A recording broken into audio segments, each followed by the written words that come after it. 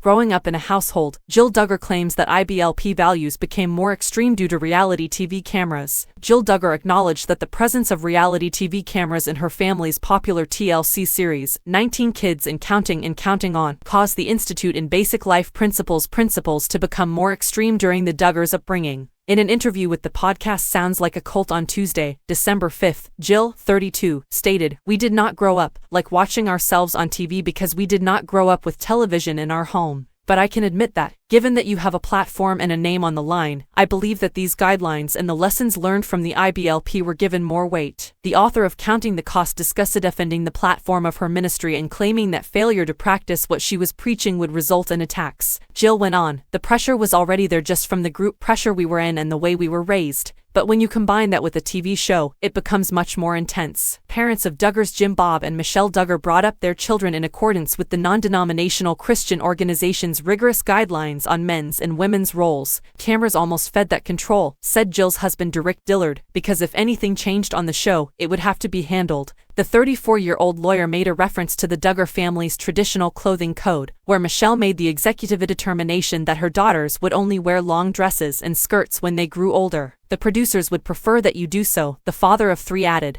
"If a central theme is that everyone dresses a certain way, and then someone shows up not wearing that outfit, that would put pressure on her father because you're upholding the idea that this is how we behave and we don't want to be asked to address it." In her memoir, Counting the Cost, published in September, Jill went into more detail regarding her family's ties to the contentious religious group. She gave her viewpoint on the Duggar family's notoriety brought about by the TLC broadcasts in the book and went into great detail on the Jim Bob, 58, felt he had control over his kids.